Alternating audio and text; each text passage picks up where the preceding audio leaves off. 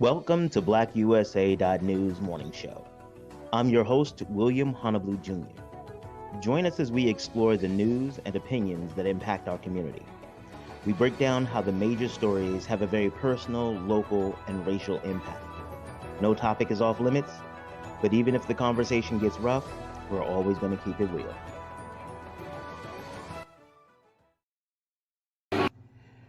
Greetings and salutations, all my friends out there in internet land. I am William Honolulu Jr., and I have the privilege and honor of serving as the host of the Black USA News morning show. Today we have a really special episode for you. Yesterday I had the opportunity with some of the other hosts from Black USA News. Big shout out to Donnie Glover and big shout out to Erica Alston Buck. Donnie Glover, of course, of the Donnie Glover Show. Erica Alston Buck of Climbing Out Sundays at 8:30. Donnie Glover comes on Mondays at 9. But you know you can always catch us on YouTube and Facebook and our replays. But anyway, we had an opportunity to go to the White House yesterday to observe and report on the Presidential Medal of Freedom awardees. It was an amazing time, and I learned so much more than I knew before I went in there, just about some of the people that I saw there who won these awards. And I'm actually really looking forward to doing some more research on them because they're amazing people. One of the things that it's important to note is that the Presidential Medal of Freedom is the highest honor or the highest award that a civilian can receive in the United States. As far as the government is concerned, there is no award higher than it. People who have been awarded in earlier times, Marian Anderson, she was awarded an incredible opera singer and a civil rights advocate. Ralph Bunche, a Nobel Prize winner and one of the architects of the UN. Let's see who. Oh, T.S. Eliot. T.S. Eliot got it, who's an author and poet.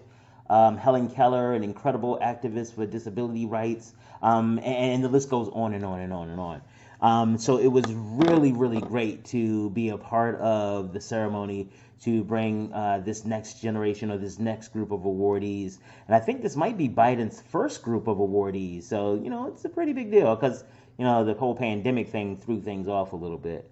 But I am so grateful to have had the opportunity, and I'm even more grateful now to share the opportunity with you. Hey, all my people out there in the internet land. This is William Honolulu Jr., the host of the Black USA News morning show, and I'm here at the White House for the recipients of the Presidential Medal of Freedom. Really excited to get this done. Thank you all very much, and to all the cabinet members, elected officials that are here, and former elected officials like Joe Lieberman and our good friends here. So many critical people, important people. I want to thank the Vice President Harris, the Second Gentleman, for allowing us to join them. Joining us. It is always a pleasure when we get to hang out together. On Monday, we celebrated the independence of our nation. The nation always a work in progress, in creation of possibilities, fulfillment of promises. That's the American story. It's not a simple one. It's never been a simple one, but the 4th of July week reminds us what brought us together long ago and still binds us at our best. We strive for what we strive for. We, the people, do what we can to ensure the idea of America, the cause of freedom, shines like the sun to light up the future of the world. That's the soul of our nation. That's who we are as Americans. And that's what we see. An extraordinary group of Americans up here on this stage that I have the honor to recognize today with the Presidential Medal of Freedom, our nation's highest civilian award.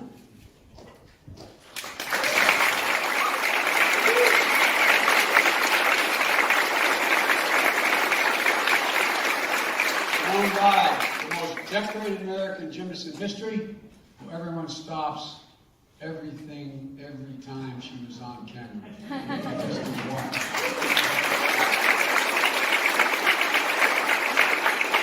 We see her compete. We see unmatched power and determination, grace and daring. A trailblazer and a role model.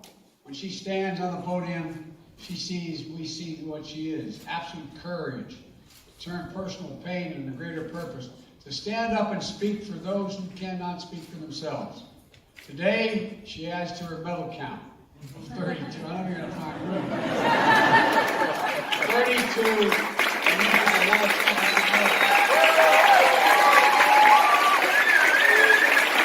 At age 25, the youngest person ever to receive the Medal of Freedom.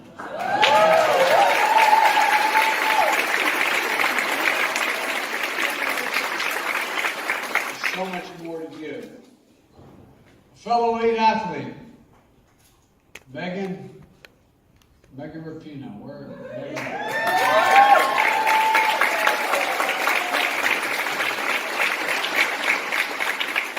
Megan is one of the most accomplished soccer players and the first soccer player to receive the Medal of Freedom.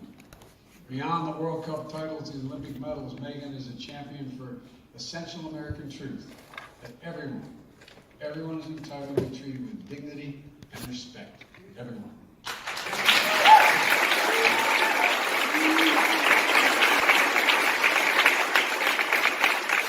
Along with her incredible teammates of the United States Women's National Team, and by the way, my son Hunter and daughter-in-law are here.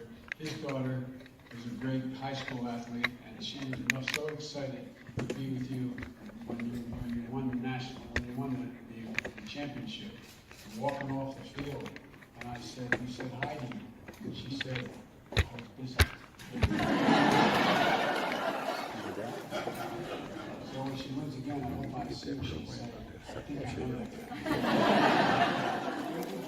It depends. Megan did something really consequential. She helped lead the change for perhaps the most important victory for anyone on her soccer team or any soccer team.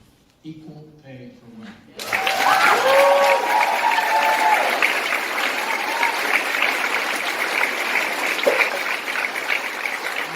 Simone, I hope there's room for this medal between all the other awards you and Sue have received during your remarkable careers and your reckless play. I'm watching you. My Lord, you have such. You are good. Simone and Megan would be the first to acknowledge they stand on the shoulders of those who came before them, like Air Force Colonel Brigadier General retired Wilma Vaughn.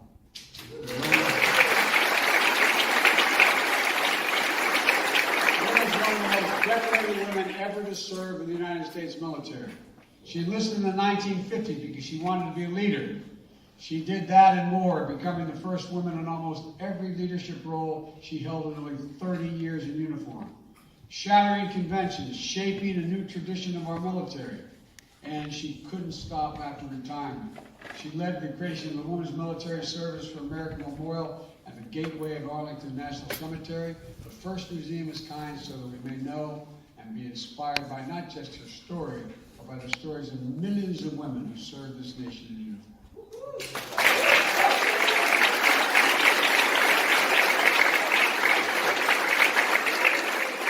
23-year-old student at Fisk University, Diane Nash, received a phone call from Attorney General Robert Kennedy's top deputies, warning her about the violence at the next stop of the Freedom Ride she organized across the South. She replied, and I quote, "We all signed our last will and testament before they left. We know someone will be killed, but we cannot let violence overcome nonviolence."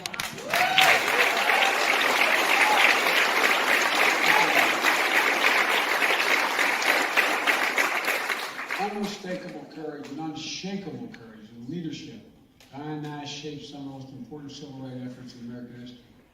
Key architect of the sit-in movement in Nashville.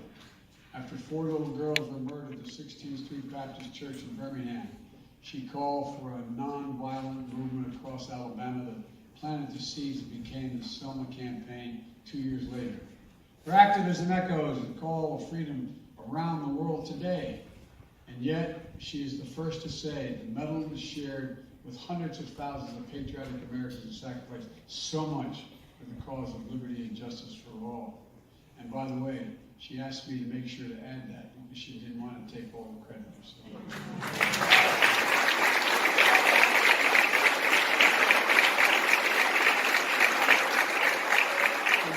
King, Rosa Parks, and Claudette Copeland, John Lewis, and other giants of our history needed a lawyer for the fight for freedom. You know who they call? They call a guy named Fred Gray.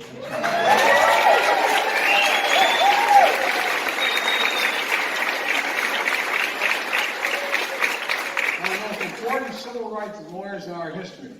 Fred's legal brilliance and strategy desegregated schools and secured the right to vote. He went on to be elected as one of the first African Americans to Alabama state legislature since Reconstruction.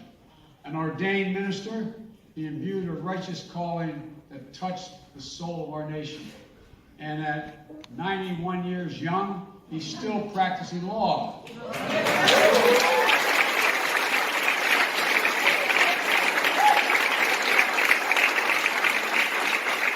Still keeping his faith in the best of America. The best of America includes Raul, you're something else, man. No, you really are. You really are. Raul was a son and a father who fled violence in Mexico and a mother who was a multi-generation Texan. Raul dreamed an American dream from San Juan, Texas, in the lower Rio Grande Valley. He served with honor in the United States Air Force, then turned a small civil rights group into one of the nation's most important ones. For over 30 years as president of the National Council for Raza, Raul was an undaunted leader in the struggle for civil and human rights for Latino Americans. Challenging the powerful on behalf of the powerless, never forgetting where he came from and the promise of this nation. Born in Brownsville, Texas, Julie Garcia became a professor at a local community college. I know I'm biased since Jill's a community college professor. The community college professors are the best.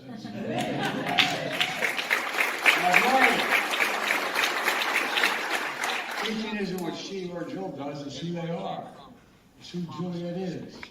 Over the course of her nearly 30-year career, she helped transform her community college into the University of Texas at Brownville, where she became its president and the first Hispanic woman to serve as the college president in American history.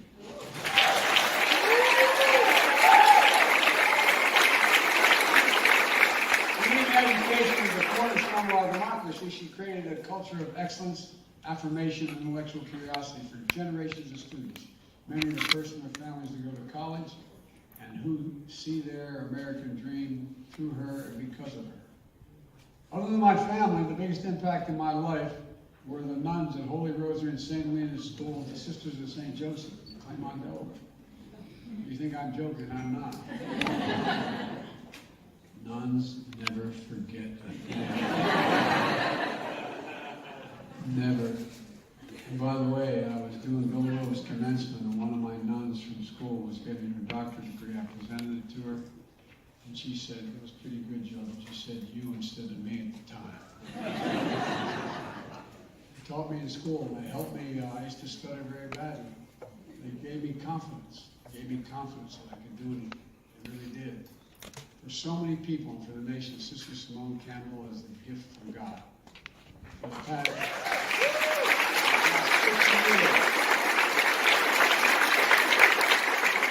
she invited the belief in our church that faith without works is dead, and will know me for what you will know me for what I do, and what you do the least of me, you do unto me. That's Sister Simone. That's what she does.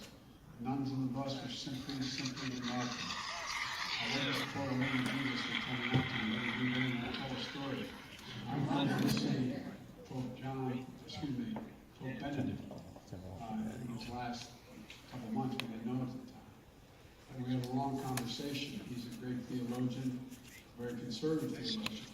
And my avocation is theology. You come to my house with a whole wall of comparative theology.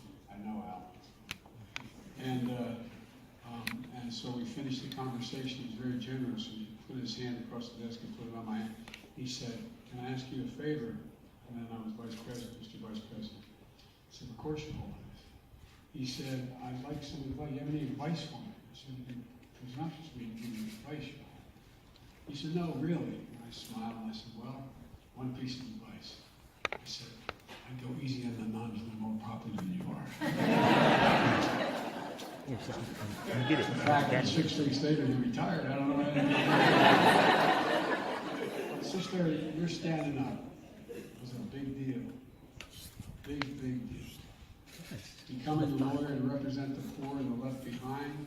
A decade ago, as a nation was debating the Affordable Care Act and the values of our budgets, there she was, leading a group of nuns in a nationwide bus campaign to make the case, the moral case, that health care is a right in this country, not a privilege, and the obligation to help other people most in need. Compassionate and brave, humble and strong, today Sister Sloan remains a beacon of light. She's the embodiment of a covenant of trust, hope, and progress of our nation. And I'm happy to call her my friend. Thank you, Sister.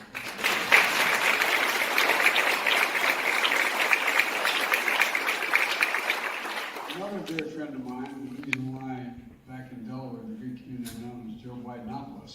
I'm not joking, Father knows I'm not. Father asked me, but I'm still blessing my weak Roman Catholics, bless ourselves, down here into the left shoulder. Greek Catholics go down into the right shoulder. I find myself being more Greek sometimes. I want to know how I went. Father, Carlos, you more than 50 years, your leadership in the Greek Orthodox Archdiocese of America has mattered to every prelate in the Greek Church. You've been an incredible leader, Father. A man of deep moral clarity and calling. He's advised a generation of presidents and parishioners and unmatched humility and grace. I've traveled the country and the world with him, including Father Alex's homeland in Greece, to strengthen the bonds between two nations founded on the belief that democracy is the way. On more than one occasion, Father Alex and I had the honor to visit his all-holiness Ecumenical Patriarch Bartholomew, which is a great honor. This is the 100th anniversary of the Greek Orthodox Church in America. We honor one of the most dedicated leaders, my dear friend, Father Alex.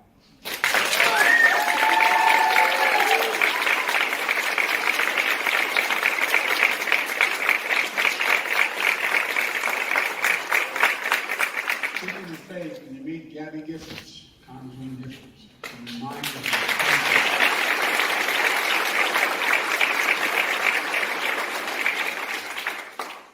of the power of public service. Elected by the people of her hometown in Tucson, Arizona, because they trusted her. They trusted her. They still trust her. They believed in her. They learned as a nation, but they learned with the whole nation. She's the embodiment of of a single significant American trait. Never, ever give up. My dad, house grandfather, used to have an expression. He said, never bend, never bow, never yield, never give up. Just get up, Joey. Just get up. Proof that will not grow numb in the epidemic of gun violence in this nation. Proof that we can channel the pain and sorrow we see too often in America into a movement that will prevail.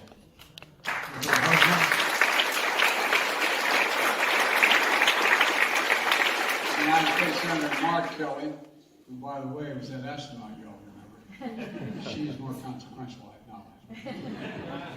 But they're helping power that movement. On Monday, we'll celebrate the most significant gun safety law in 30 years because of them and because of the families like theirs all across America. Gabby is one of the most courageous people I have ever known.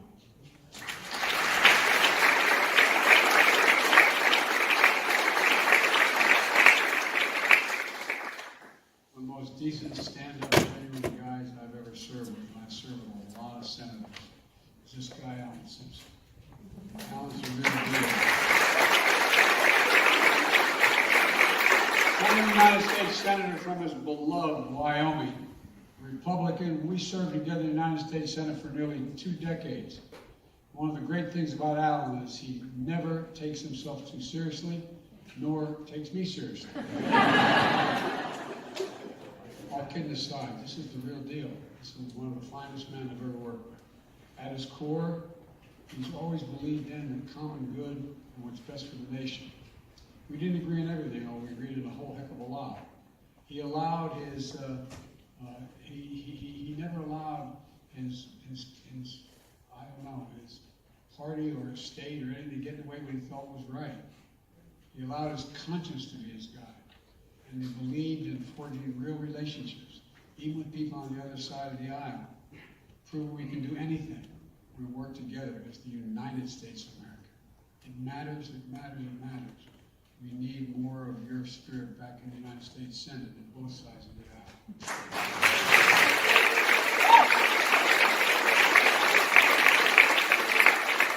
This past Kingdom Khan, who studied the U.S. Constitution as a law student in Pakistan. Inspired by its meaning, he immigrated to America with his wife and a young family when they were very little, fully believing in the promise of this nation. They watched their middle son enlist in the United States Army with his own dream to be a military lawyer, but ultimately sacrificed himself to serve his fellow soldiers. We all watched as the oldest and darkest forces of hate emerged in new ways, only to meet the strength, goodness, and decency of this Gold Star American family. Late November 2016, I invited the Khans to the Vice President's residence at Naval Observatory for a Diwali reception. An Irish Catholic Vice President of the Muslim Gold Star family at a reception observing a Hindu holiday. That would be very serious. That's the America we know. That's the America he and I and most of you, I pray God, believe in. We were parents united by the pain of losing a piece of our souls and finding the purpose to live a life worthy of it. After today's Father's Medal of Freedom will rest next to his son's Bronze Star and Purple Heart. And Keezer Khan, you will continue to carry a copy of the Constitution. I didn't ask you, but I imagine it's still in your pocket as a reminder of the charge that has to be kept.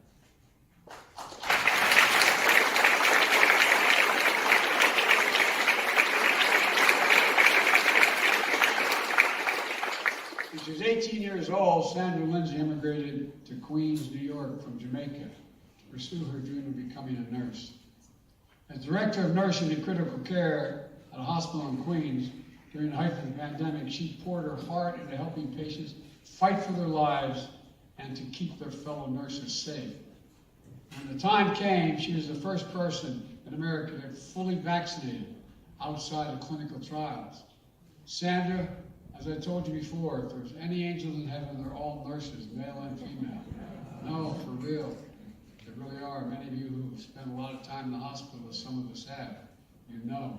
Doctors let you live. Nurses, male and female, make you want to live. Make you want to live.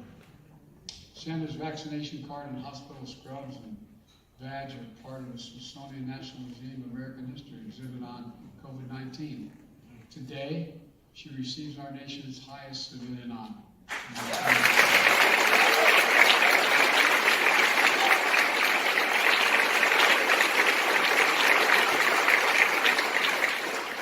A man who couldn't be here today but wants to be, wanted to be, Denzel Washington, one of our greatest actors in American history. Academy Awards, Golden Globes, Tony Awards, wide acclaim and admiration from audiences and peers around the world. He couldn't be with us today, but I'll be giving him this award at a later date when he's able to get here. I'll now turn to the three medalists who are being awarded the medals posthumously. To the families, I know receiving this award on behalf of their loved one is bittersweet. It's an honor, but it brings back everything that's hard because of Steve Jobs. Not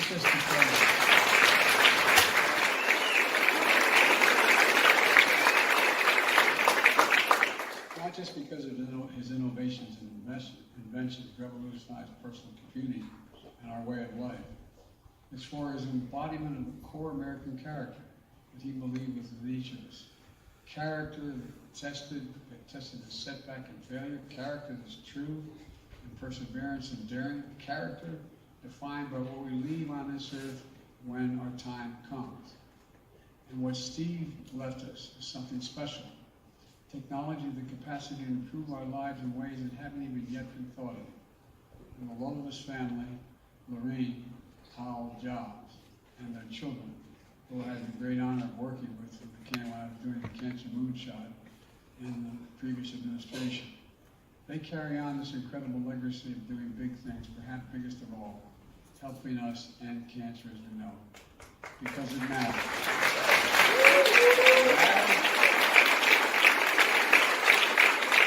It matters to people who need help is why they do it, and it mattered to Steve Jobs.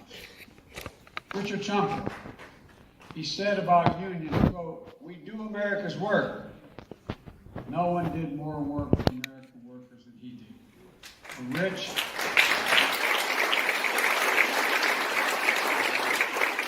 his work was synonymous with the word that defined his life: dignity. Dignity. Dignity that comes with a good paying job and builds a good and decent middle class life. And his work was fierce, always trying to do the right thing for working people, fighting for and protecting their wages, their safety, their pensions they earn and deserve, fighting for the worker power and for America itself and our economic might and dynamism. In more than 30 years of friendship, he's always honest, fair, and tough and trustworthy. A guy you want in your corner. In fact, I was in Cleveland yesterday, announcing one of the most significant actions to protect pensions for millions of workers and retirees in 50 years. Barbara, Rich Jr., and the family, we felt him there. We felt him there with us, and we talked about it. And we feel him here today. Rich Trumka was the American worker.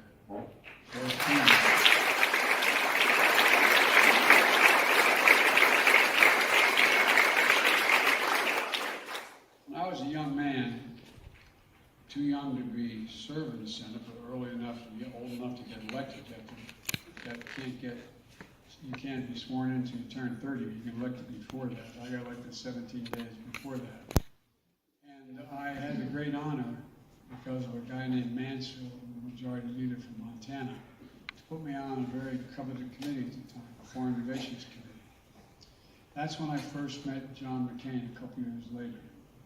He was a Navy liaison in the United States Senate, a liaison to our committee. When we traveled with a Navy liaison personnel.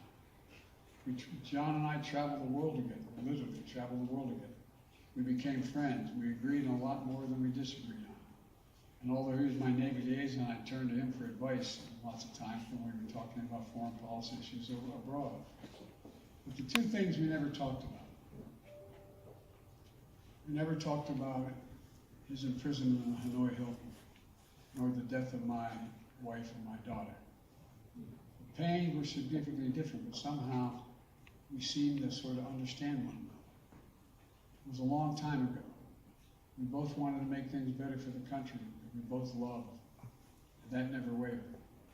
In fact, I admit to my Democratic friends, I'm the guy that encouraged John to go home and run for office. For real. Because I knew what incredible courage, intellect, and conscience he had. We used to argue like hell in the Senate floor. But then we'd go down and have lunch together afterwards, as you remember. We ran against each other, which I didn't like, on tickets of the highest office in the land. I was a candidate for vice president, he was a candidate for president. I never stopped admiring John. Never said a negative thing about him in my life, because I knew his honor, his courage, and his commitment. That was John McCain. And the code he inherited from his family that served before him is passed on to his brothers, sisters, children, grandchildren today. Cindy, Madam Ambassador, and the family, I'm honored you have to accept this medal on his behalf. As they say in the Senate, a point of personal privilege. I was John was staffing me on a trip to Asia in the late 70s. And we stopped in, Hawaii. And Cindy, I think you were there on vacation. And you were talking to my wife, Jill. And John kept looking at her. and he talked about her. So Jill and I did something which was a little presumptuous. We made sure they introduced one another. He still owes me. That was the best thing we ever did for John. Never back.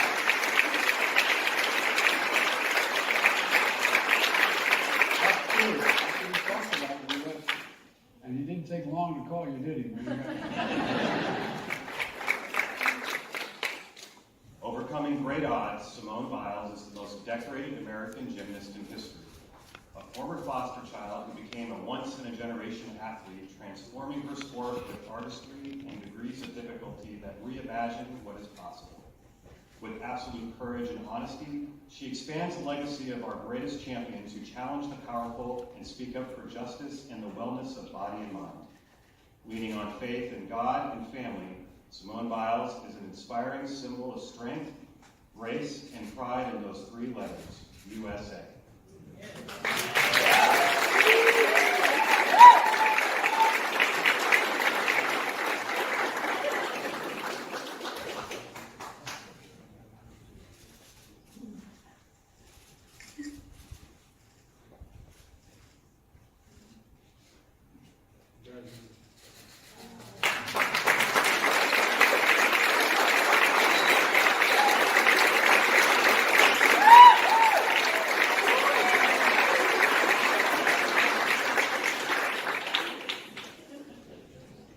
Simone Campbell.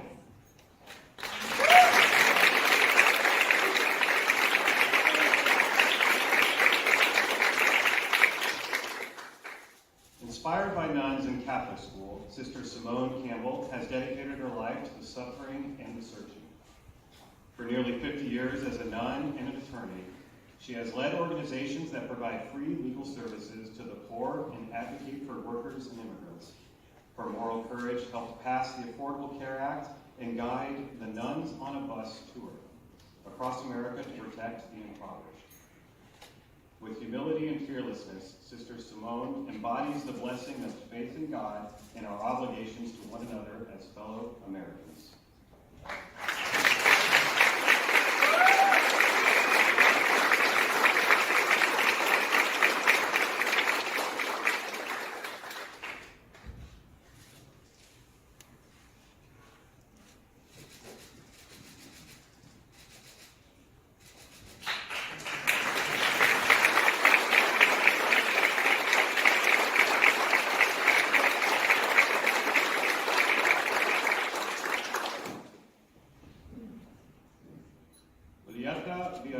Garcia.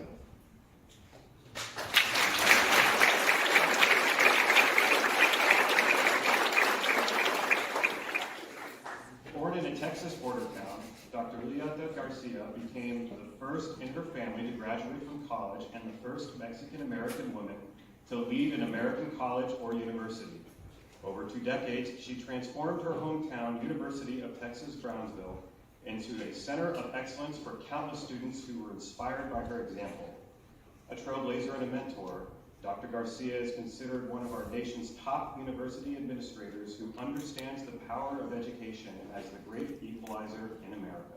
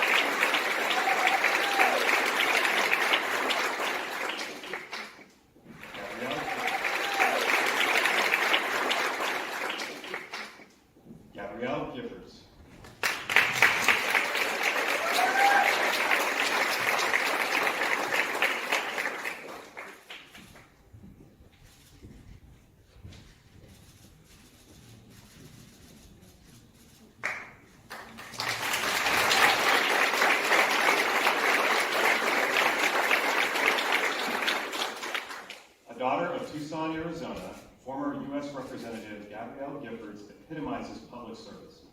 Voters elected her 5 times to state and federal office.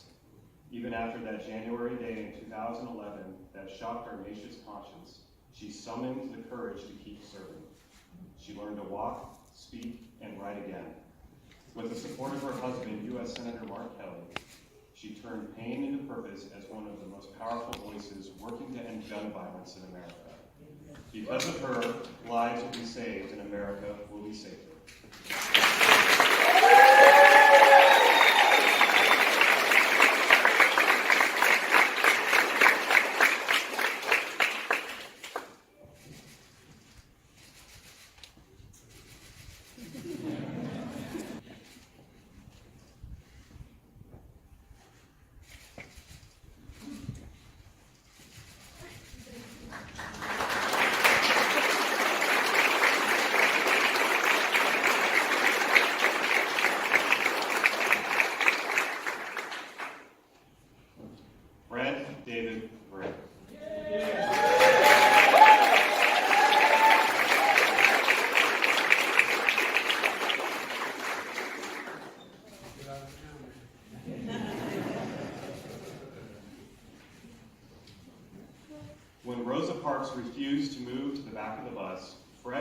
represented her in front of the courtroom, just as he did for Martin Luther King Jr. and countless marchers for justice.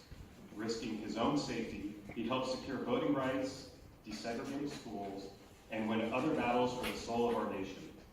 A patriarch of a family and a movement, Fred Gray is a lawyer by trade and a preacher at heart who follows the command to hate evil, love good, and establish justice in the game.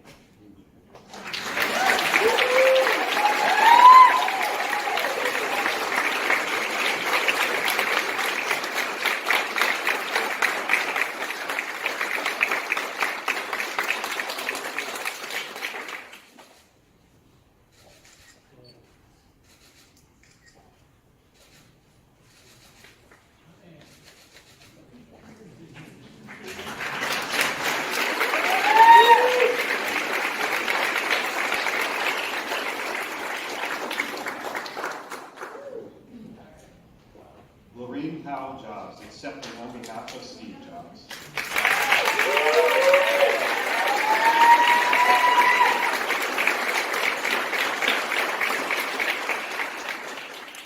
Few people in history embody the American spirit of innovation like Steve Jobs. The adopted son of high school educated parents, he redeemed soda bottles to pay for his meals after dropping out of college. At every turn of life, he dared to think different. As the co-founder of Apple, he created one of the most important companies in history, bringing computing into homes and phones and revolutionizing our way of life. A true visionary, a beloved husband and father, Steve Jobs embodied that most American of questions: what's next?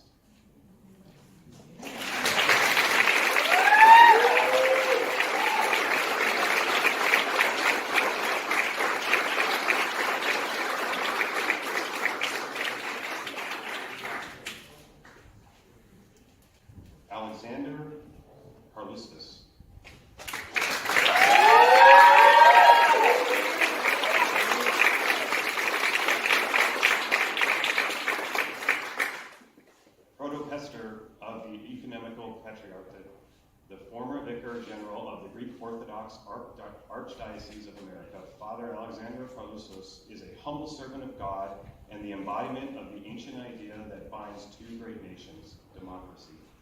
Through more than 50 years of service with moral clarity, love of family, and pride in the Greek-American community, the man known simply as Father Alex to presidents and parishioners alike inspires us to believe in the power of we the people.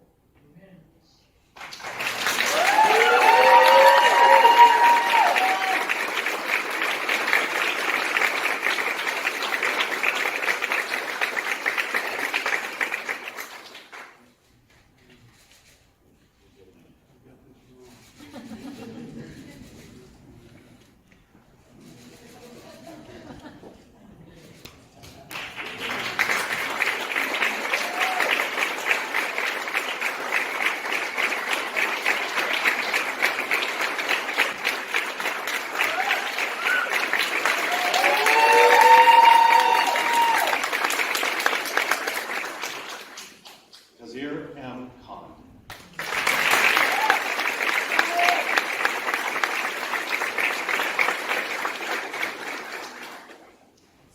Son of farmers in Pakistan, Kazir Khan studied law inspired by the U.S. Constitution.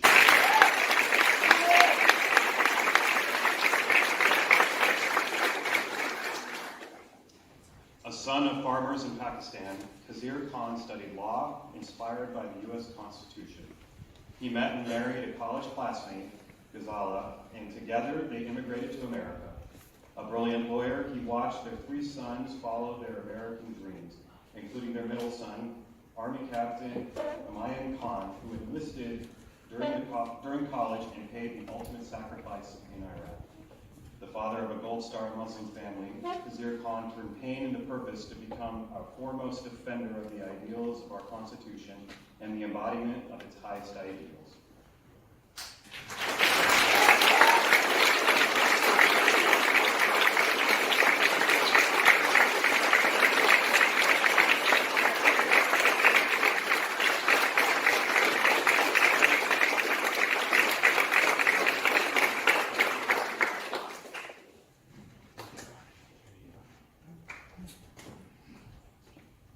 Sandra Liza Lindsay.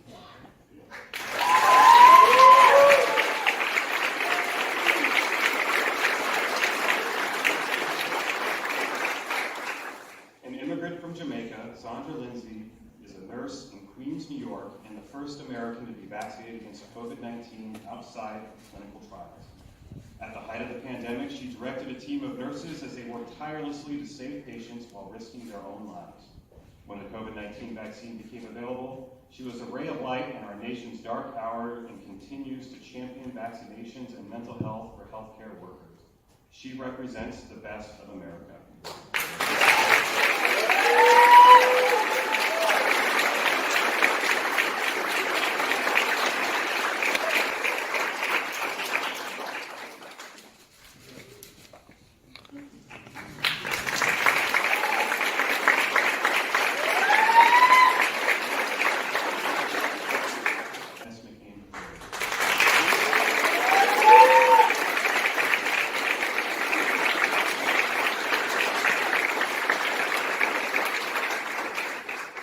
John McCain was a giant among Americans from a family of patriots, a genuine hero who endured unspeakable torture as a prisoner in the war in Vietnam, a true public servant elected twice to the U.S. House of Representatives and 6 times to the U.S. Senate by the people of Arizona, and nominated for the presidency by the Republican Party.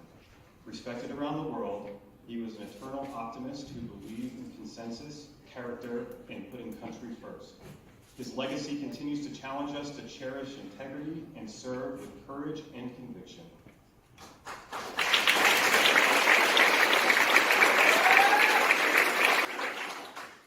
Diane J. Nash.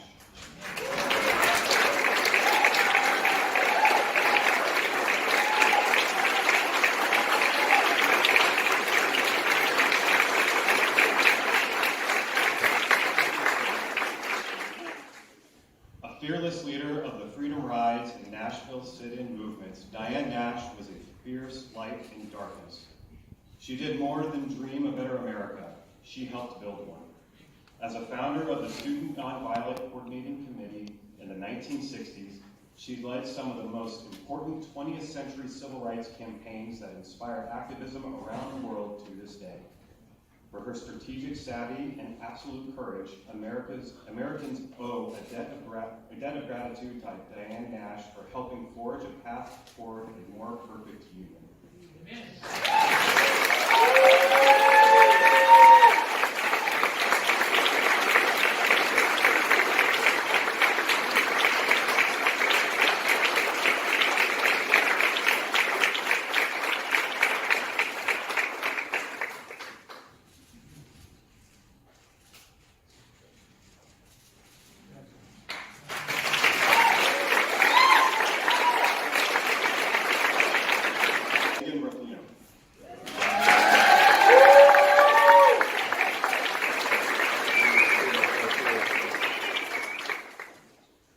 World Cup champion, Olympic gold medalist, named the world's best women's soccer player, Megan Rapinoe is one of America's great athletes. Known for her creative play and leadership, she also leads with a fierce will off the field. A champion protecting the rights of fellow LGBTQI+ Americans. A leader on the U.S. women's national team, perhaps the most dominant of any team in any sport, in their successful fight for equal pay. Megan Rapinoe challenges and inspires millions of people who believe in themselves and the possibilities of our nation.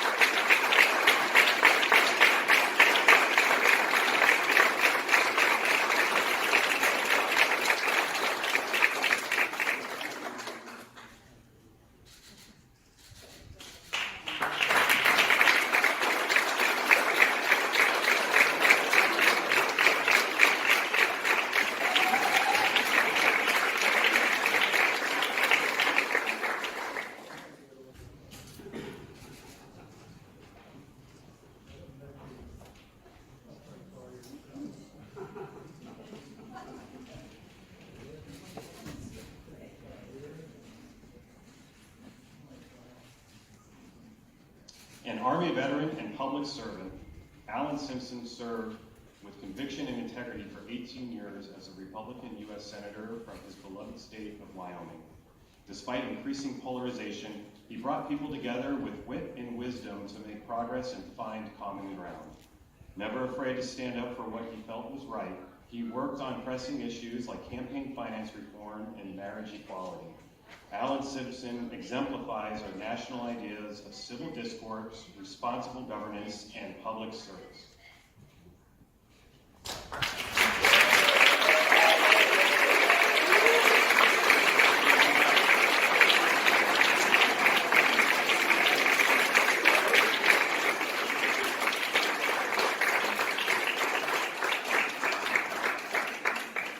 Look up. Alan's always going to do that. He's a great hugger.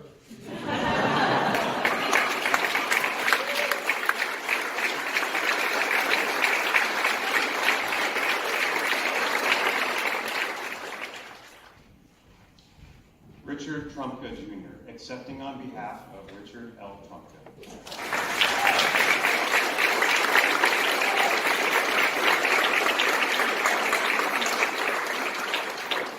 The son of a coal miner, Richard Trumka followed his father into the mines to later become the president of the United Mine Workers and president of the AFL-CIO.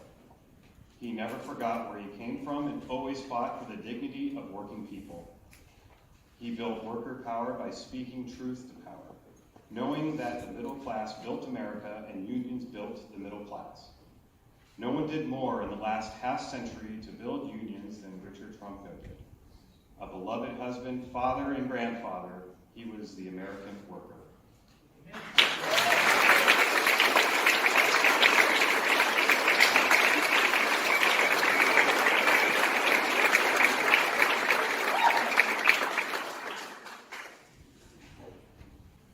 Wilma L. Vaughn.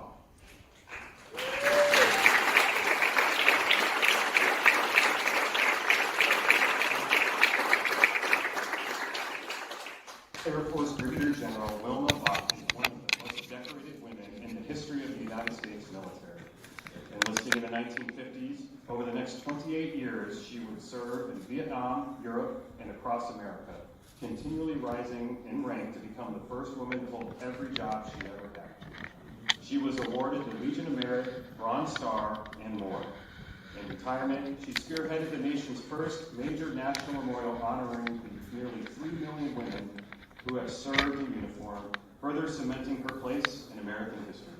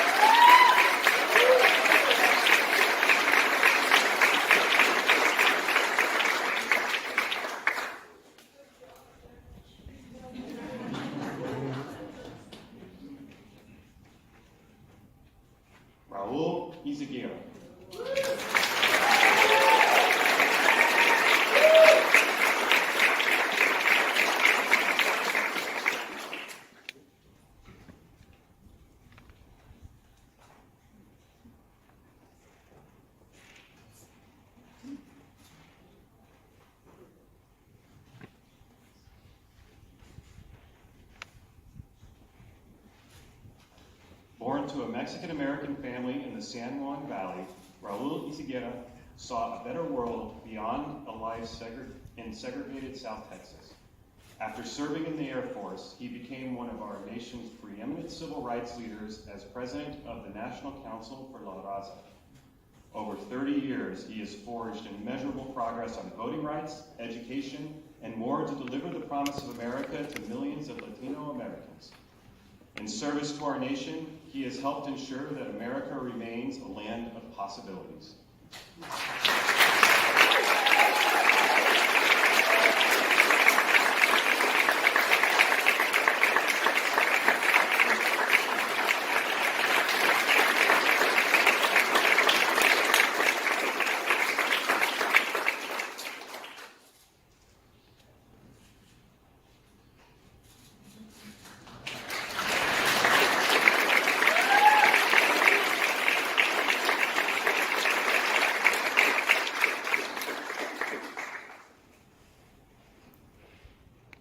Well, that was amazing. Please, we're going to do some more follow-ups on some of the awardees, so stay tuned.